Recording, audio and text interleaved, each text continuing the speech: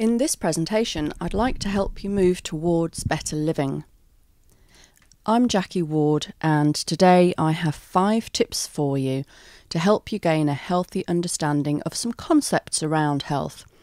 My aim isn't to tell you what to do, but to help you with information and understanding so that you're more confident about the choices and the actions that you take regarding your health and that of those you care about. I hope that today you'll be inspired to think about your health differently so you can make more of it. The things that I've learnt in this journey of recovery have been great for me, and my health has improved more and more over time, and I hope that I can pass on something useful to you. So we've got 5 tips here helping you to get a healthy understanding of things around health. Tip number 1, something to think about, is what is your doctor's job? And your doctor's job isn't actually to give you treatment. It's to come to a diagnosis, and there may be a team of people involved, to inform you of that diagnosis and explain to you what the recommended treatment is, and there may be a choice of treatment pathways. And it's up to you to make a decision about the treatment that you want or that you are prepared to use, bearing in mind that some of them may have side effects, and it's up to you to judge whether you are prepared to take the risk of the side effects against the potential benefit of taking that course of treatment. So remember that your doctor's job is to inform you of treatment, and you can ask as many questions as you need to so that you've got all the information you need to be able to make that decision. And secondly, remember, whose health is it anyway? It's not your doctor's, it's not the nurse's, it's not the health of your spouse or your parent. Obviously, if you're of age, it's your health, and it's for you to make decisions about it. What's worrying is a recent study that showed that over half of all people are afraid to challenge their doctor or their healthcare worker. Sometimes people perhaps come to see you and they've perhaps forgotten to wash their hands. So I would urge you to be a little more assertive about whose health is it. And another thing to think about, if we're talking about health, is actually how do you know you're healthy?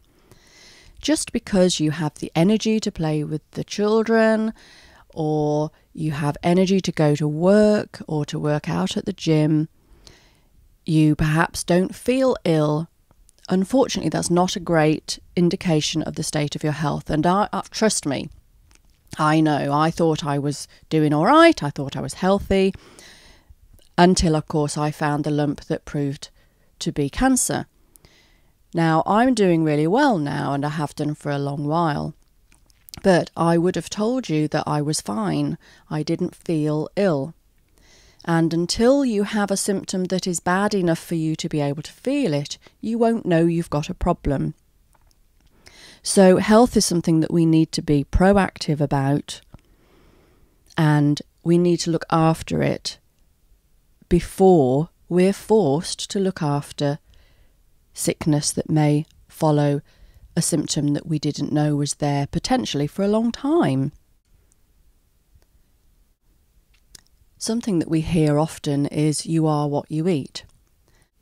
But are we making those choices? And as we've said before, it is your health, so it is up to you. And why is food so important? Well, your food is broken down even to atomic level, and those tiny little particles are used in your body to build the cells, which then make up the tissues, and those tissues make up organs, and those structures have functions. So food enables you to build the structure of your body. and the structures have functions, and this is designed to work for you. So eat food that is going to benefit your body. It's going to enable your body to be built in the way that it will work the best for you.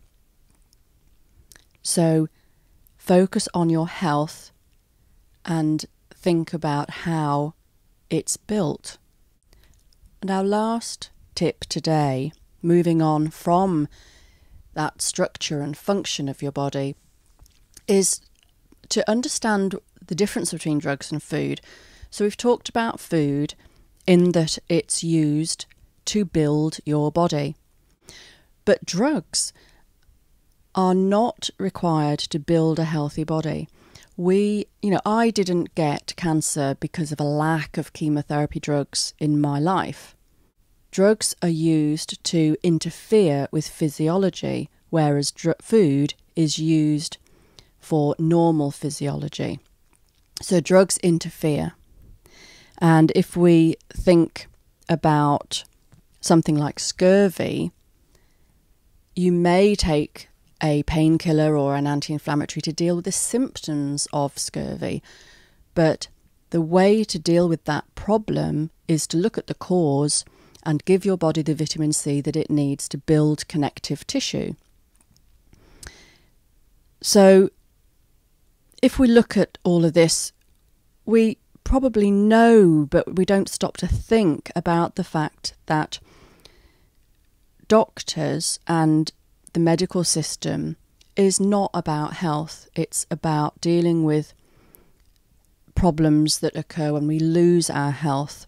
We hear so much about a health service, and doctors are spoken of with the word health, that we've started to believe that the medical system is about health.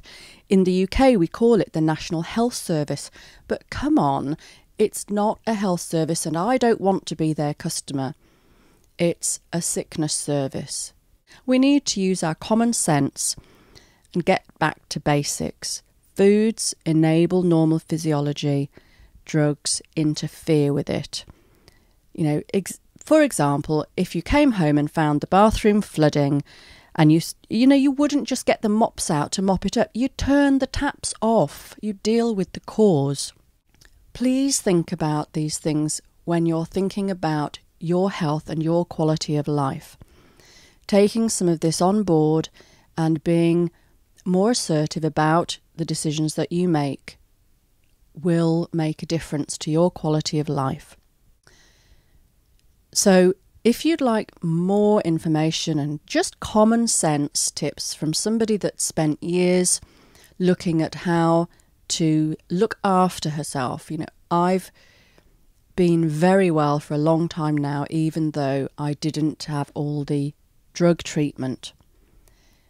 I looked at the things that would enable my health rather than deal with my sickness.